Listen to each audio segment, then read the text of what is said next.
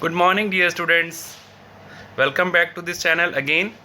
आप देख रहे हैं आपका अपना YouTube channel business studies classes. Myself CA Raunak Agarwal, और हम पढ़ रहे थे चैप्टर 6 स्टाफिंग। चैप्टर 6 स्टाफिंग का हम पढ़ रहे थे NCERT क्वेश्चन, लास्ट क्लास में हमने किया था। आज हम करेंगे चैप्टर 6 स्टाफिंग का केस स्टडीज़। बहुत इंपॉर्टेंट केस स्टडीज़ है, आपको फोकस करके केस स्टडीज़ को देखना होगा, क्योंकि केस स्टडीज़ से रिलेटेड क्वेश्चन एग्जाम में आते हैं एज यू ऑल नो, और बच्चों को प्रॉब्लम होता है केस स्टडीज सॉल्व करने में। तो इसीलिए हमारा फोकस रहता है कि क्लास में ही केस स्टडी डिस्कशन हो जाए, तो क्या बच्चों के लिए थोड़ा सा इजी हो जाएगा केस स्टडी सॉल्व करना। और इससे पहले भी कई वीडियोस में हम केस स्टडी से रिलेटेड वीडियो हम पहले भी डाले हैं। केस स्टडी वाला जो वीडियो है आप ध्यान से देखिएगा, ऐसा मत सोचिए कि केस स्टडी वाला वीडियो है इसको स्किप कर देना है, ऐसा मत सोचिएगा बिल्कुल भी, क्योंकि केस स्टडी बहुत इंपॉर्टेंट रहते हैं एग्ज़ाम पॉइंट ऑफ व्यू से, और इनको सॉल्व करना थोड़ा मुश्किल होता है बच्चों के लिए अगर वो इसको बिना समझे उसको डायरेक्टली सॉल्व करना चाहें तो। इसीलिए मेरा एंडेवर यही रहता है कि अभी केस स्टडी जो भी है इंपॉर्टेंट केस स्टडी है आपके सामने, ये सारे केस स्टडी जो आप स्क्रीन में देख रहे होंगे, तो इनको सॉल्व करवा दूं ताकि आपको एग्ज़ाम के वक्त प्रॉब्लम ना हो। ये सारे केस स्टडीज़ के पिक्स हैं जो कि मैं आपको सॉल्व करवा दूंगा, तो आप बने रहेंगे मेरे साथ। चैनल को सब्सक्राइब जरूर करेंगे और नोटिफिकेशन वाली बेल को ऑन कर देंगे ताकि आपको नोटिफिकेशन मिल जाए। वीडियो को लाइक करते रहिएगा जैसे आप ऑलवेज करते हैं। Thank you very much, be with me. तो वीडियो स्टार्ट करते हैं। So as you all know, last class में हम NCERT क्वेश्चन कर चुके थे, तो आपको मैं ये होप करता हूँ कि आप NCERT क्वेश्चन किए होंगे। NCERT क्वेश्चन वाला जो क्लास है वो आप किए होंगे, चैप्टर 6 स्टाफिंग का ही है। अब आज है चैप्टर 6 स्टाफिंग का केस स्टडी वाला class.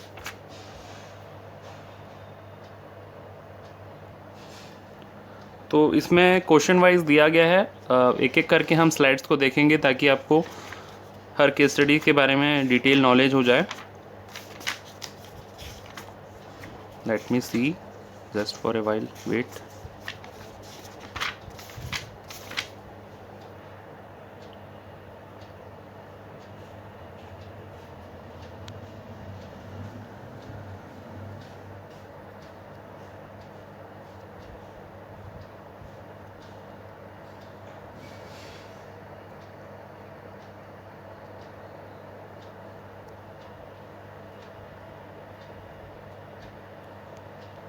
So the first case study you can see over the screen.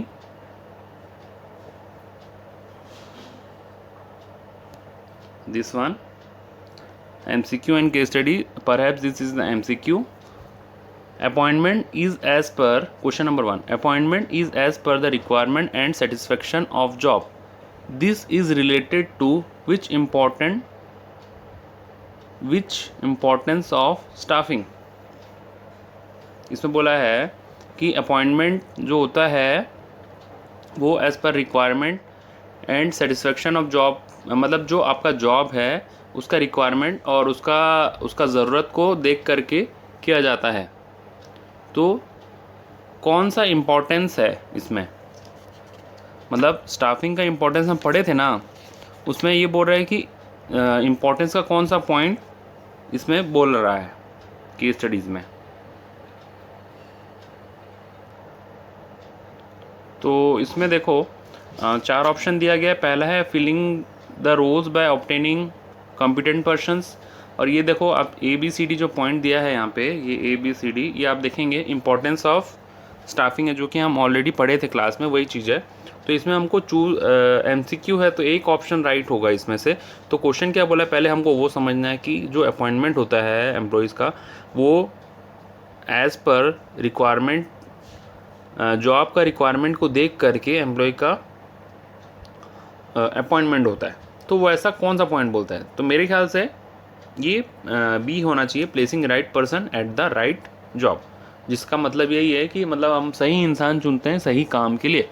ठीक है, तो फर्स्ट नंबर बहुत ही ईजी सा था MCQ, तो ये आप कर सकते हैं। सेकेंड नंबर है an analysis that enable an assessment of number of human required in the organisation is. एक एनालिसिस का नाम बताओ जिसमें हमको ये पता चलता है कि कितने नंबर ऑफ ह्यूमन हमको चाहिए। डेवलपमेंट मतलब तो एक ठो नॉर्मल टर्म हो गया जिससे एम्प्लॉय के बारे में, डेवलपमेंट के बारे में सोचें। दूसरा है प्रमोशन। प्रमोशन मतलब तो उनको उनका ग्रेड बढ़ाना, तो ये तो इससे हमको नंबर ऑफ पर्सन तो पता चलते नहीं है। सी है वर्कलोड एनालिसिस। वर्कलोड एनालिसिस में हम करते क्या हैं? वर्कलोड एनालिसिस में हम करते हैं finding the number and type of employ. तो ये हो सकता है, एक बार, या फिर अभी डी को भी देख लेते हैं एक बार। डी में लिखा है वर्कफोर्स एनालिसिस। तो वर्कफोर्स एनालिसिस में क्या करते हैं? हम ये चेक करते हैं कि जो एग्जिस्टिंग एम्प्लॉय हैं वो ओवरबर्डन है या फिर अंडरबर्डन है। तो ए और बी का तो सवाल ही नहीं है। डी में हम देखते हैं कि ओवरबर्डन या अंडरबर्डन, तो बचा सी वर्कलोड एनालिसिस, और इसमें ये मैच भी कर रहा है assessment of number of human required. तो बहुत ही सिंपल सा केस स्टडी, अगर आप चैप्टर मेरे से पढ़े हैं, ध्यान से क्लास किए हैं अच्छे से, तो आप कर सकते हैं इस चीज़ को, ठीक है।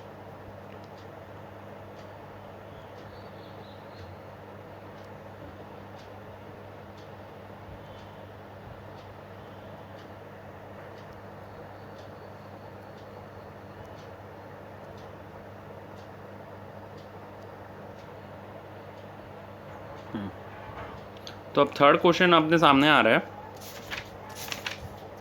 थर्ड क्वेश्चन में बोला है Bhagwati enterprise the company engaged in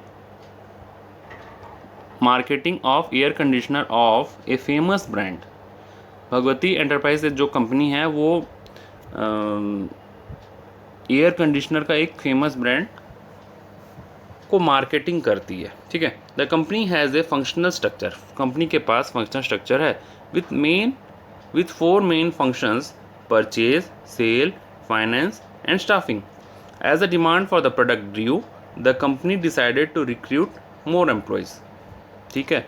जब कंपनी का जो प्रोडक्ट है, जो एयर कंडीशनर, उसका डिमांड बढ़ा, तो कंपनी ने क्या सोचा, ज़्यादा एम्प्लॉय को रिक्रूट करना है।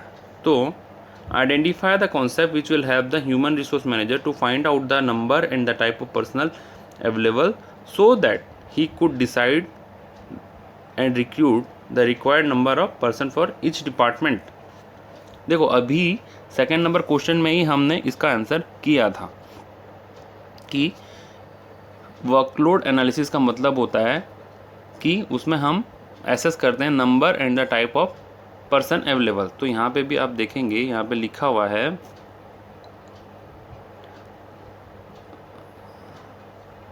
वेट फॉर मोमेंट, यहाँ पे दिखाता हूँ आपको हाईलाइट करके। Find out the number and type of person available. तो number and type of person available करना है, मतलब number and type of person हमको जानना है और उसी के अकॉर्डिंग रिक्रूट करना है। तो एज यू ऑल नो, इसका आंसर होगा वर्कलोड एनालिसिस, जैसा कि हमने क्वेश्चन नंबर 2 में डिस्कस किया था। आपके बुक में गलत आंसर भी हो सकता है, वर्कफोर्स एनालिसिस भी लिखा हो सकता है, लेकिन वर्कफोर्स एनालिसिस इसका आंसर नहीं है। इसका आंसर है वर्कलोड एनालिसिस, ठीक है। अब है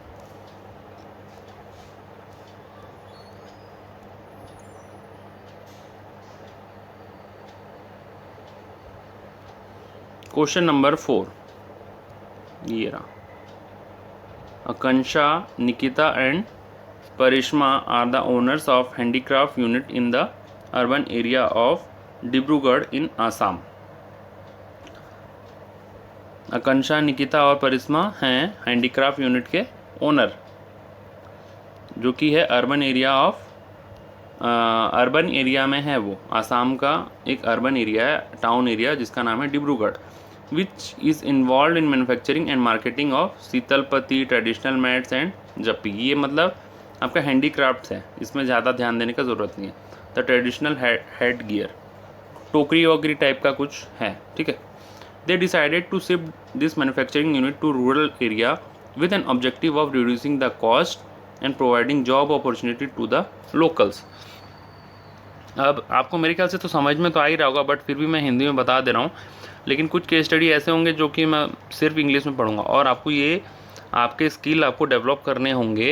एग्ज़ाम में आपको समझाने वाला तो कोई नहीं रहेगा, अभी तो मैं क्लास में समझा दे रहा हूँ, तो आपको ये स्किल खुद से डेवलप करना होगा कि आप ऐसा भी कर सकते हैं। मेरे समझाने से पहले आप वीडियो को पॉज कर दीजिए और आप क्वेश्चन पढ़िए, क्वेश्चन समझिए, उसके बाद आप इंटरप्रिटेशन देखिए जो कि मैं बताऊंगा, ठीक है। तो वो आपके लिए बेस्ट होगा और उससे आपका स्किल भी डेवलप होगा और आप केस स्टडी सॉल्व करने के लिए खुद कैपेबल बन जाएंगे, फिर आपको एग्ज़ाम में दिक्कत नहीं होगा, ठीक है। तो आई होप आप इस चीज़ को फॉलो करेंगे।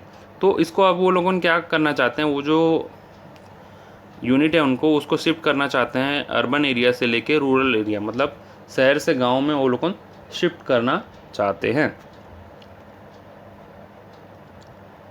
हुआ। They followed the functional structure in this organization with a view to increasing managerial and operational efficiency. I hope आपको समझ में आ गया होगा। They assessed and analyzed the type of number of employee required, keeping in the mind that they had to encourage women and the people with special needs belonging to the rural area. अब वो functional structure follow करना चाहते हैं लिखा है, उसके बाद ये लिखा है कि उन लोगों ने number and the type of employ कितने चाहिए कंपनी ने एक्सेस कर लिया है ये चीज़ को, ठीक है। मतलब कंपनी ने ये चीज़ पता कर लिया है।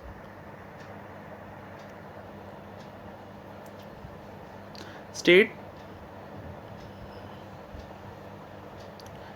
The next 3 step that will have to understand for obtaining a satisfied workforce for their handicraft unit। तो आपको आगे 3 स्टेप बताना है जो कि मतलब पहले तो पहला स्टेप फॉलो कर लिया गया है, उसके बाद आपको नेक्स्ट 3 स्टेप बताना है जो कि देखो आपको अगर याद हो तो स्टाफिंग का एक प्रोसेस था, है ना। प्रोसेस था स्टाफिंग का, स्टाफिंग खुद एक प्रोसेस को फॉलो करके किया गया था। क्या था, किसको याद होगा तो आप लोग गैस कीजिए।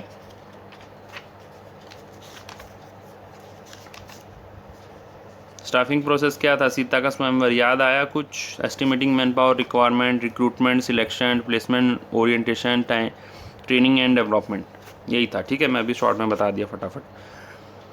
तो आपके बुक में देखिए एक लाइन से आपको ये पता चल रहा है कि वो लोगों ने एक स्टेप फॉलो कर लिया है। They assess the and analyse the type and number of employ required keeping in the mind, ठीक है। तो यहाँ तक आप देखिए, they assess type and number of employ required, तो ये फर्स्ट स्टेप हो गया है, ठीक है। एस्टिमेटिंग मैन पावर रिक्वायरमेंट वाला स्टेप ये हो गया है। जो बच्चे मेरा रेगुलर क्लास कर चुके हैं उनको ये वीडियो पूरा अच्छे से समझ में आएगा। जो ये डायरेक्ट इस क्लास में आ गए मे बी उनको थोड़ा प्रॉब्लम हो, तो अगर आपको प्रॉब्लम हो रहा है समझने में, that means your concepts are not clear. So please go through my earlier videos of chapter 6, उसमें बहुत डिटेल में सब कुछ है, आपको कोई प्रॉब्लम नहीं होगा। So from this line we can understood that first step has already been done, पहला स्टेप हो चुका है। किस लाइन से पता चल रहा है, ये जो हाईलाइटेड लाइन है उसी से पता चल रहा है आपको। तो ये estimating man power requirement, MP लिखा हूँ, मैन पावर रिक्वायरमेंट वाला स्टेप हो गया है। आगे क्या बोला है अपने को, आगे बोला है स्टेट द नेक्स्ट 3 स्टेप। अब तो आगे बोल सकते हैं आप रिक्रूटमेंट, सिलेक्शन और प्लेसमेंट, ये 3 स्टेप है, पूरा डायरेक्ट दिया हुआ है, ठीक है। तो ये इस टाइप के केस स्टडीज़ भी आते हैं जो कि डायरेक्ट होते हैं। आगे बढ़ते हैं, your next case studies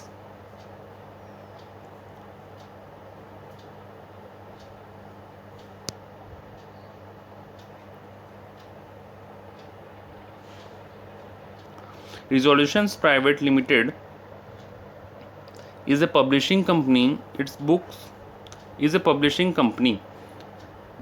Its books on business studies for class 12 is in great demand. As a result, the employees in the marketing department are always racing against time. The employees have to work overtime and on holidays to cater to the demand. मतलब resolution private limited एक book बनाने वाली company है और इसका जो book है business studies का क्लास 12 का वो बहुत डिमांड में रहता है।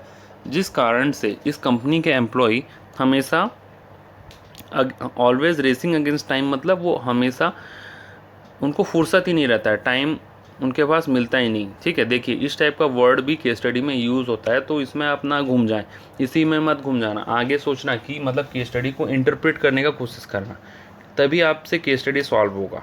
और केस स्टडी विश्वास कीजिए केस स्टडीज़ डिफ़िकल्ट नहीं होते हैं, सिर्फ उसको समझने का देरी है। अगर आप समझ गए तो आपको कॉन्सेप्ट खुद ब खुद याद आ जाएगा। ठीक है, तो इसमें बोल रहा है कि जो उसके एम्प्लॉयज़ हैं वो उनके पास फुर्सत नहीं है, उनको बिल्कुल भी टाइम नहीं है। The employees have to work overtime and on holidays too, उनको हॉलीडेज़ में भी काम करना पड़ता है। Managers in the marketing department are under stress as they have to handle more than 2 territories. The work stress has led to dissatisfaction among the employees and managers. जो वहाँ के मैनेजर हैं वो स्ट्रेस में हैं और उनको 2 टेरिटरी देखना पड़ता है। और जो वर्क स्ट्रेस है, वर्क स्ट्रेस के कारण जो एम्प्लॉयज़ लोग हैं उनको उनके मन में डिससेटिस्फेक्शन आ गया। तो इसमें बोला क्या है, ये क्वेश्चन थोड़ा सा कट गया है, मैं आपको क्वेश्चन अब बता रहा हूँ। पहला क्वेश्चन है name and explain the steps of staffing process which has not be perform properly. मतलब इसमें बोला है पहला क्वेश्चन कि स्टाफिंग प्रोसेस का कौन सा स्टेप प्रॉपरली फॉलो नहीं हुआ है। क्वेश्चन पहला ये है कि स्टाफिंग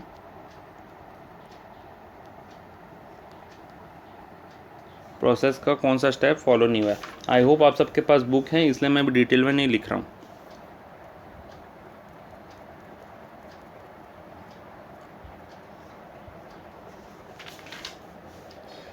और दूसरा क्वेश्चन है state the next 2 steps. State the next 2 stage immediately following the step identified in the part A. तो पहले पार्ट ए में बोला है, मतलब 2 क्वेश्चन है इसमें, 5 में, क्वेश्चन नंबर 5 में 2 bits are there. First is, पहला तो हमको स्टाफिंग प्रोसेस के बारे में बताना है जो कि अच्छे से फॉलो नहीं किया। किसने? रिजोल्यूशन प्राइवेट लिमिटेड ने। दूसरा बोल रहा है कि उसके आगे का जो हम ए बीट में हम बताएंगे स्टेप, उसके आगे का 2 स्टेप बताना है। ठीक है, इसमें देखिए एक लाइन लिखा हुआ है,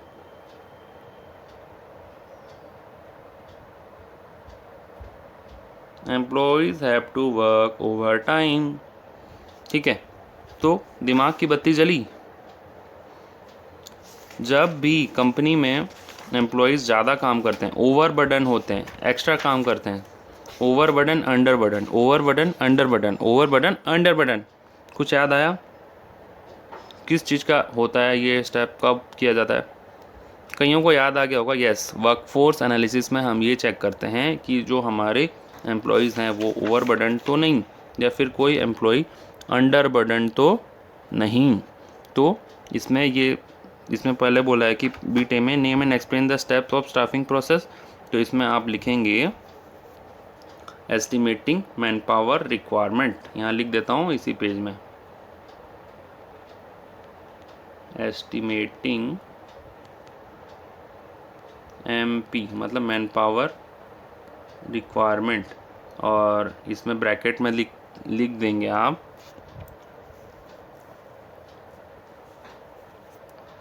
कौन सा एनालिसिस,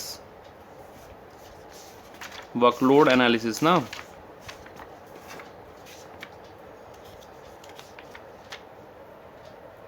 वर्कलोड एनालिसिस या फिर वर्कफोर्स एनालिसिस। देखिए कंफ्यूज मत होइएगा, वर्कलोड एनालिसिस में number and type of employ हम चूज़ करते हैं, और वर्कफोर्स एनालिसिस में हम चूज़ करते हैं कि एम्प्लॉयज़ ओवर बर्डन या अंडर बर्डन तो नहीं। तो यहाँ पे आप लिखेंगे वर्कफोर्स एनालिसिस।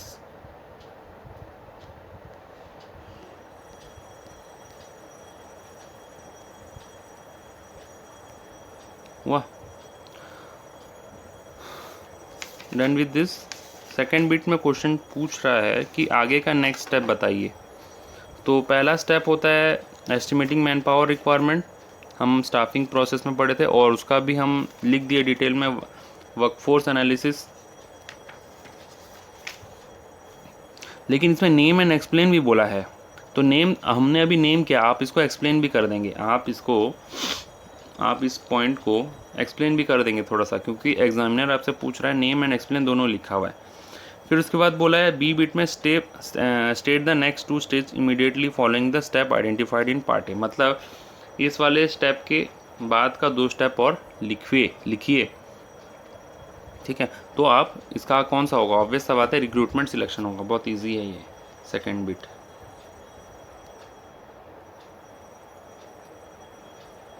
रिक्रूटमेंट और सिलेक्शन, वाह।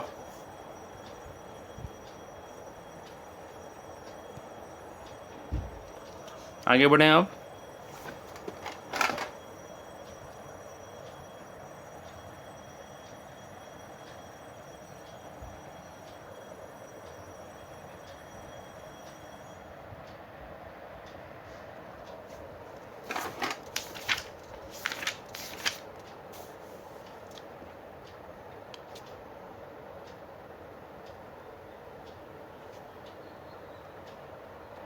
तो नेक्स्ट केस स्टडी जो आ रहा है वो है Joseph Bros was a firm manufacturing jute lamp shades.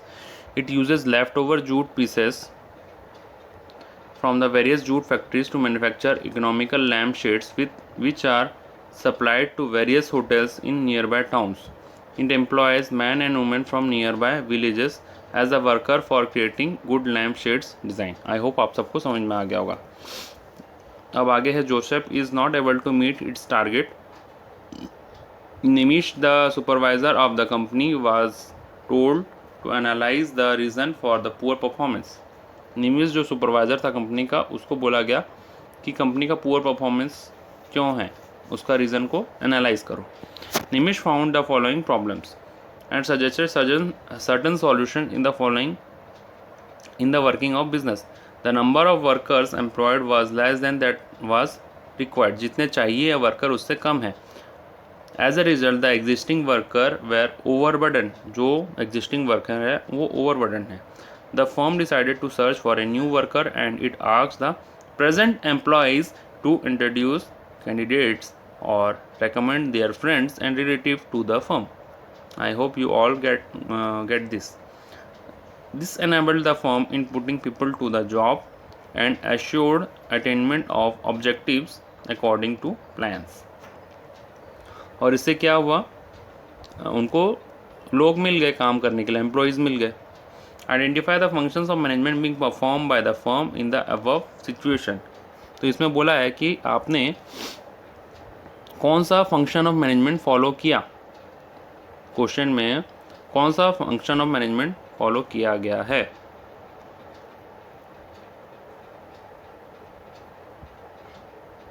देखो, एक तो लोगों को काम में रखा गया एंड इसके साथ ये देखा गया कि attainment of objectives according to plans.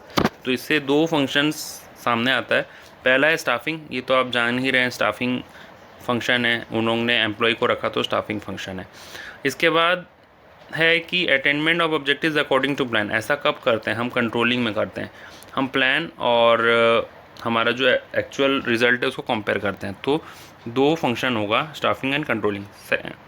Second bit क्या बोला, name the concept and its source used by the firm. Name the concept and its source used by the firm to attract more workers for the firm. ज़्यादा worker कैसे attract होंगे वो पूछा गया है।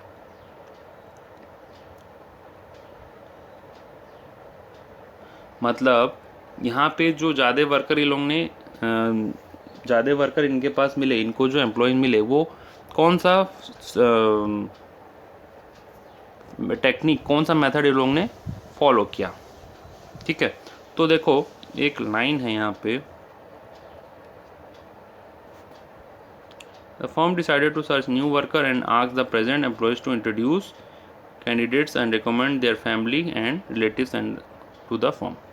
तो कुछ दिमाग में आया, हाँ, रिकमेंडेशन ऑफ एम्प्लॉय, और ये है एक्सटर्नल सोर्सेस ऑफ रिक्रूटमेंट। ठीक है, और कॉन्सेप्ट कौन सा है, रिक्रूटमेंट। ठीक है, तो ये वाला केस स्टडी हो गया।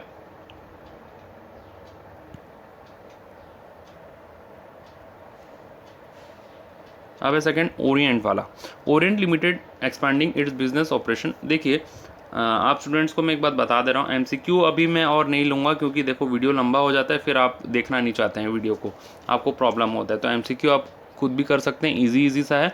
मैं सिर्फ केस स्टडी ले रहा हूँ, और केस स्टडी में भी जो केस स्टडी थोड़ा सा ट्रिकी रहेगा मैं वही समझाऊँगा, ताकि आपका भी हैबिट डेवलप हो, आप भी खुद से केस स्टडी सॉल्व करें। और ये नॉर्मल इंग्लिश है, कोई हाई फाई इंग्लिश लिखा नहीं जिससे कि आपको समझ ना आए। ठीक है, बाकी स्टिल आपको कोई डाउट रहता तो यू कैन आस्क।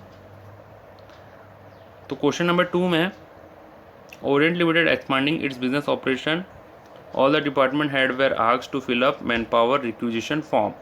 मतलब ओरिएंट लिमिटेड जो कंपनी है वो अपना बिजनेस को बढ़ाना चाहती है, और सारे डिपार्टमेंटल हेड जो हैं उनको बोला गया है कि मैन पावर रिक्विजिशन फॉर्म एक भरने के लिए, manpower requisition form, and estimate the annual requirement of skilled और अनस्किल्ड वर्कर। मतलब जैसे हर डिपार्टमेंटल हेड हैं, purchase department, sales department, manufacturing department, sorry marketing department, ये तीनों डिपार्टमेंट के हेड को बोला गया कि तुम एक मैन पावर रिक्विजिशन फॉर्म भरो। यहाँ पे लिखा है ना मैन पावर रिक्विजिशन फॉर्म। क्या है वो मैन पावर रिक्विजिशन फॉर्म? वो ये है जिससे कि पता चले कि तुमको तुम्हारे ऑर्गेनाइजेशन मतलब तुम्हारे डिपार्टमेंट में तुमको कितने एम्प्लॉय चाहिए। तो फिर सारे डिपार्टमेंटल हेड ने ये फॉर्म भरा और एचआर मैनेजर को दिया। एचआर मैनेजर मतलब ह्यूमन रिसोर्स मैनेजर, जिसका कि काम होता है मैनेज करना ह्यूमन रिसोर्स को, मतलब एम्प्लॉयज़ को। और वो फिर ह्यूमन रिसोर्स मैनेजर ने सबको मिला दिया, तो उससे ये पता चला कि रिक्वायरमेंट ऑफ स्किल्ड वर्कर है 89 और अनस्किल्ड वर्कर है 265, मतलब 265। After this recruitment and further selection procedure was followed. और इसके बाद जब हम जाने कि हमको इतने एम्प्लॉयज़ चाहिए, उसके बाद फर्दर प्रोसीड्योर फॉलो किया गया। Name and explain the method of recruitment which was the most appropriate in the above case. तो इसमें बोला गया कि कौन सा मेथड मोस्ट अप्रोप्रिएट रहेगा, बताओ इसमें बोल रहा है। तो पहला तो देखो स्किल्ड वर्कर को हमको देखना है, तो स्किल्ड वर्कर के केस में आप कोई भी मेथड फॉलो कर सकते हैं, आपको स्किल्ड एम्प्लॉय मिल जाएगा। स्किल्ड एम्प्लॉय के लिए आपको कोई भी आप मेथड फॉलो कर सकते हैं, जैसे कि जो भी मैंने पढ़ाया था, placement agency, advertisement, campus recruitment, advertisement on television, newspaper, ठीक है, वो सारा फॉलो कर सकते हैं। एक्सेप्ट लेबर कॉन्ट्रैक्टर वाला जो चीज़ था, ठीक है। और रिक्वायरमेंट ऑफ अनस्किल्ड वर्कर के लिए आप लेबर कॉन्ट्रैक्टर को कॉन्ट्रैक्ट करेंगे, लेबर कॉन्ट्रैक्टर, ठीक है। और स्किल्ड वर्कर के लिए डैश ऑल। हुआ?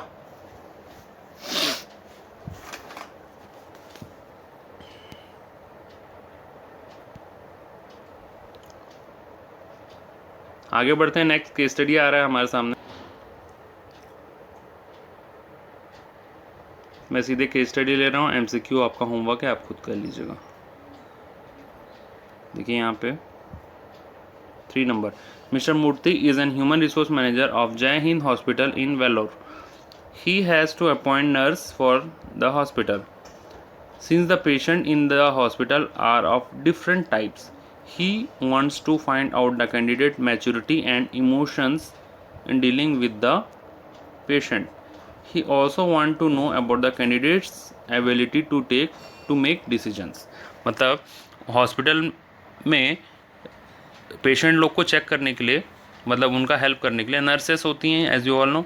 तो जो ह्यूमन रिसोर्स मैनेजर है जय हिंद हॉस्पिटल का, मिस्टर मूर्ति, उन्होंने नर्स को वो रिक्रूट करना चाहते हैं, क्योंकि पेशेंट अलग अलग टाइप के हैं। तो उसको एक ऐसी कैंडिडेट चाहिए, मतलब नर्स इस टाइप के चाहिए जो थोड़ी मैच्योर हों, और वो इमोशंस को, पेशेंट लोग के इमोशंस को डील करना उनको अच्छे से आता हो, ठीक है, और वो डिसीजन मेकिंग में भी एक्सपर्ट हो। तो आपको बोला explain 2 types of test that mister Murthy can use to meet the requirement. एकदम डायरेक्ट केस स्टडी है। देखो केस स्टडी ये डायरेक्ट वाला है, इसमें 2 टाइप का टेस्ट का नाम लिखना है आपको। तो पहला तो होगा पर्सनैलिटी टेस्ट, दूसरा होगा इंटेलिजेंस टेस्ट। क्यों ये होगा? क्योंकि देखो इसके अलावा और 2 टेस्ट बचे, एप्टीट्यूड टेस्ट और ट्रेड टेस्ट।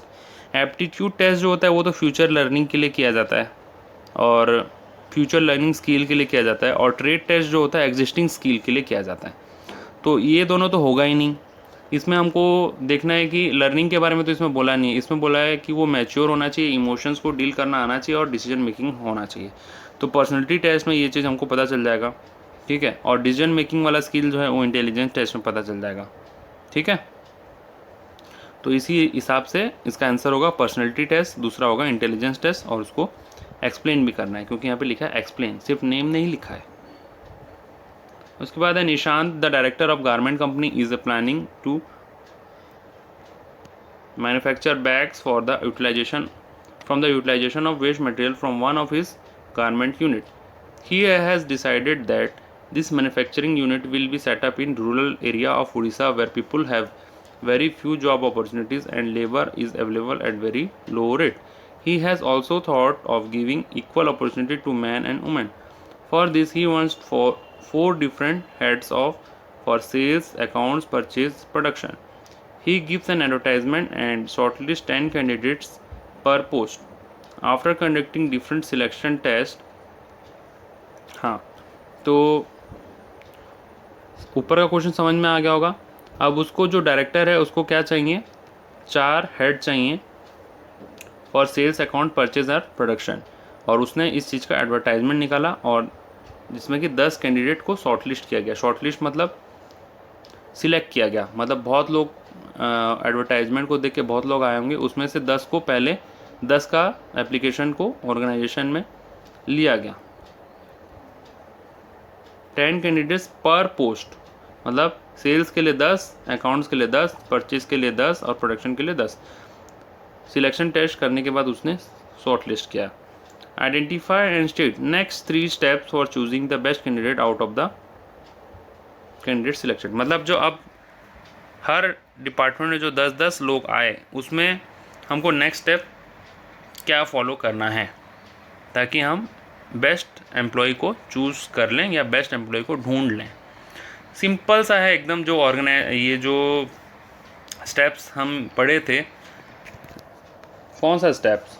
एम्प्लॉयमेंट वाला था ना, सिलेक्शन स्टेप्स। याद आया कुछ? आई होप आपको याद आएगा। प्रीलिमिनरी स्कैनिंग, सिलेक्शन टेस्ट, फिर employment interview, checking reference and background, selection decision, medical examination, job offer, फिर कॉन्ट्रैक्ट। ये बॉलीवुड वाला क्लास था ना। हाँ, आई होप आप सबको अब याद आ गया होगा। तो उसमें बोला है कि शॉर्ट लिस्टिंग हो गया लोगों का, कैंडिडेट का। अब आगे क्या करना है? शॉर्ट लिस्टिंग हो गया मतलब फर्स्ट 2 स्टेप हो गया, प्रीलिमिनरी स्कैनिंग, सिलेक्शन टेस्ट हो गया। अब आगे हमको करना है 3 स्टेप का नाम बताना है। Identify and state next 3 steps. मतलब 3 स्टेप क्या क्या होंगे? Employment interview, checking reference and background, और सी होगा सिलेक्शन एंड डिसीजन। ठीक है, तो नाम भी लिखना है और एक्सप्लेन भी करना है। सिर्फ नाम लिख के मत आ जाइएगा, मार्क्स कट जाएंगे।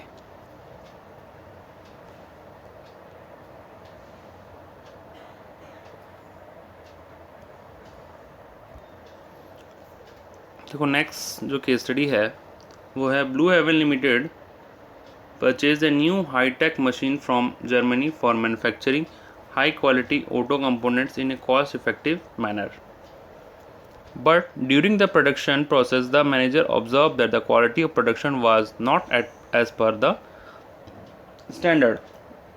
On investigation it was found that there was a lack of knowledge amongst the employee for using this high tech machine. So frequent visit of an engineer was required from Germany. This resulted in high overhead charges. मतलब देखो, blue heaven limited जो company था उसने एकदम automatic, एकदम advance machine Germany से मंगवाया ताकि वो अच्छा प्रोडक्ट बना पाए। लेकिन जो प्रोडक्शन मैनेजर था वो उसने देखा कि जो हमारा आउटपुट है वो उतना अच्छा नहीं है जितना कि हमने सोचा था या फिर जितना हमारा स्टैंडर्ड था। फिर जब उस चीज़ का जांच किया गया, इन्वेस्टिगेशन किया गया, उससे ये पता चला कि जो एम्प्लॉई उस मशीन को चला रहे हैं उनको उस मशीन को चलाना नहीं आता, उनके पास वो मशीन चलाने का प्रॉपर नॉलेज नहीं है, जिस कारण से मशीन ख़राब हो जा रहा है और बार बार इंजीनियर्स बाहर से आ रहे हैं, टेक्नीशियन बाहर से आ रहे हैं, जर्मनी से आ रहे हैं, जिस कारण से खर्चा बढ़ रहा है। ठीक है, अब suggest what can be done to develop the skills and abilities of employees for producing high quality product by using this high tech machine. Also state how the employees or the organization will be benefited from your suggestion. मतलब इसमें पहला तो बोला है कि ऐसा एक हमको सजेशन दो जिससे कि एम्प्लॉई को हम ट्रेनिंग दे पाएँ, मतलब एम्प्लॉई ये मशीन वगैरह चला पाएँ। सिंपली यही बात है, एम्प्लॉय को मशीन चलाना नहीं आता तो उसको मशीन चलाना सिखा दो, उसको क्या बोलते हैं इंग्लिश में, ट्रेनिंग ऑफ एम्प्लॉय। दूसरा क्वेश्चन बोला है also state how the employees और the organisation will be benefited from your suggestion. इसमें बोला है कि जो तुम सजेशन दिए उससे एम्प्लॉय को क्या फ़ायदा होगा और ऑर्गेनाइजेशन को क्या फ़ायदा होगा। तो आप लिख दीजिएगा, ये टॉपिक भी तो पढ़ा है, need for training and development जो हम क्लास में डिस्कस किए थे, benefit of training and development to organisation and benefit to the employees, वो जो पॉइंट था वो आप लिख देंगे। क्या क्या था, benefit of training and development for organisation क्या है, reduce learning time, better performance, attitude formation, याद आया। और बेनिफिट टू एम्प्लॉय क्या होगा, better career option, earning more, boost up morale, less chance of accident. इसके बाद है question number 2, the general manager of Indemnity Limited was addressing employees during employee recognition program. He stressed employees should make all efforts to increase their market value. To achieve this objective, they should increase their capacity and efficiency. They should also make such endeavor as to get job satisfaction. Not only it is equally essential that they should concentrate on minimizing the accident.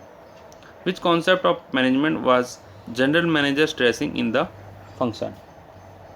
मतलब जो general manager है indemnity limited एक company है, was addressing employees during the employees recognition program, मतलब एक तो seminar type का हो रहा था। एम्प्लॉय रिकॉग्निशन प्रोग्राम मतलब एम्प्लॉय लोग को उसमें अवार्ड वगैरह दिया जाता है, वैसा एक तो सेमिनार चल रहा था, एक तो मीटिंग चल रहा था। तो उसमें उसने बोला, जो मैनेजर ने बोला कि एम्प्लॉय को उसका मार्केट वैल्यू इंक्रीज़ करना चाहिए। एम्प्लॉय को हमेशा ये कोशिश करना चाहिए ताकि उसका खुद का मार्केट वैल्यू, मतलब उसका खुद का वैल्यू, एम्प्लॉय का खुद का वैल्यू। और ये कैसे होगा, अगर वो अपना कैपेसिटी एफिशिएंसी इंक्रीज़ करेंगे तब जा कर के ये चीज़ पॉसिबल है। और इसके साथ ही उसने बोला कि जो भी एम्प्लॉय काम करते हैं उनको खुद का जॉब सेटिस्फेक्शन मिलना ज़रूरी है, मतलब वो खुद के जॉब से सेटिस्फाइड रहें। और इसके साथ ही वो खुद के जॉब से सेटिस्फाइड भी रहें और जिस जॉब में वो हैं उसमें एक्सीडेंट भी ना हो। तो ये सारा चीज़ किस मैनेजमेंट कॉन्सेप्ट को बताता है, आपको बताना है। ठीक है, तो ये सारा चीज़ ट्रेनिंग के बारे में बोल रहा है।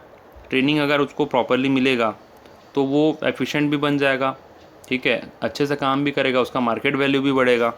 जैसे कि इससे पहले वाला पॉइंट में हम डिस्कस किए, ट्रेनिंग का बेनिफिट एम्प्लॉयज़ को भी मिलता है, मोरले बूस्ट होता है, मार्केट वैल्यू बढ़ता है, फ्यूचर उसका ब्राइट होता है, करियर ऑप्शन ज़्यादा मिल जाते हैं। ठीक है, तो वही सारा पॉइंट को डिस्कस किया है और ट्रेनिंग वाला पॉइंट इसका आंसर बनेगा। ठीक है, तो नेक्स्ट केस स्टडी की तरफ मूव करते हैं। तो क्वेश्चन नंबर 3 जो है इसमें देखिए बोला है कि newly appointed employ is acquired with the organisation, मतलब जो न्यू एम्प्लॉय होता है उसको ऑर्गेनाइजेशन के रूल्स के बारे में बताया जाता है। कब ऐसा होता है, ओरिएंटेशन में। तो क्वेश्चन नंबर 3 जो है इसमें पहला वाला newly appointed employ is acquainted with the organisation, मतलब कौन सा ट्रेनिंग का नाम है आपको बताना है। ट्रेनिंग का नाम होगा ओरिएंटेशन, हम क्लास में बताए थे ना। सेकंड है trainee learns under the guidance of master worker, मतलब जब मास्टर वर्कर होता है, याद कीजिए वो डायग्राम, जब मास्टर वर्कर होता है और एक ट्रेनिंग होता है, दोनों के बीच में जो ट्रेनिंग वाला जो पॉइंट होता है उसका नाम क्या है, apprenticeship. Very good. Third number है trainee learns under dummy equipment. Dummy dummy dummy dummy मतलब जब वो याद कीजिए वो स्कूल वाला जो लर्निंग स्कूल, लर्निंग कार जो मैं एग्जांपल दिया था ना, यस, तो वो होगा वेस्टेबल स्कूल। अब उसके बाद है question number 4। Based on the performance appraisal report the HR manager of gamma limited adopted the following ways of training for improving the quality of output and providing more job satisfaction to the employees।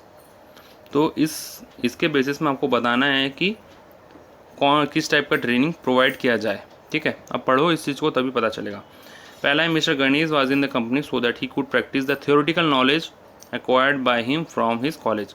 मतलब mister Ganesh जो है उसको एक company में भेजा गया ताकि जिसमें उसने जो कॉलेज में उसने जो थ्योरेटिकल नॉलेज जो एक्वायर किया है उसको वो प्रैक्टिस कर पाए। कुछ याद आया? Yes, it is called internship. इसका एग्जांपल आप इंजीनियरिंग कॉलेज और MBA के कॉलेज में देख सकते हैं। सेकंड नंबर है mister Rahul was provided a dummy model of machinery to do practice on it. Dummy dummy dummy, फिर याद आया जब भी वर्ड डमी यूज़ होगा तो आपको रिमाइंड करना है वेस्टिबल ट्रेनिंग के बारे में, जैसा कि अभी इससे पहले वाले क्वेश्चन में भी मैं आपको बताया। लेकिन इसका मतलब ये नहीं कि आप क्वेश्चन ही ना ही पढ़ेंगे, क्वेश्चन आपको पढ़ना ज़रूरी है आगे। तो यहाँ पे होगा वेस्टिबल ट्रेनिंग। थर्ड नंबर है mister Shekhar was asked to work with an expert for specific period of time so that he learns by observation. इसमें कौन सा होगा? मास्टर वर्कर और ट्रेनिंग वाला डायग्राम याद करिए, तो इसमें होगा आपका अप्रेंटिसशिप ट्रेनिंग। सो इसमें identify the technique of training discuss in अब केस 1, 2, 3 बोला है जो कि हम डिस्कस कर चुके हैं। So I hope you all enjoy the video. और चैप्टर 6 स्टाफिंग का वीडियो आप देख सकते हैं कि ईजियर है as compare to other chapter, तो आप ध्यान से देखिए, इसको नेगलेक्ट मत कीजिए। किसको भी अगर ये समझ में नहीं आया तो आप वीडियो को रिवाइंड करके फिर से देखिए, फिर से क्लास को देखिए, लेकिन केस स्टडीज़ को नेगलेक्ट मत कीजिए। आपको एग्जाम में अच्छे मार्क्स लेके आने हैं तो आप केस स्टडी को ज़रूर से इंपॉर्टेंस दीजिए। Thank you for watching this video. Video को लाइक ज़रूर कर दीजिएगा अगर आपको अच्छा लगा हो तो। Have a good day, bye bye.